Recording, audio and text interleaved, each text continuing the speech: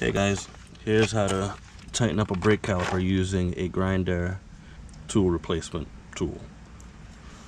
What you want to do is get both of the pegs lined up with the caliper. Make sure it's on both sides. You don't want to damage the rubber seal. And apply some force so you're pushing down on it and turn clockwise. Keep applying force as you turn. Keep doing that a few times until you bottom out. Shouldn't be too tight.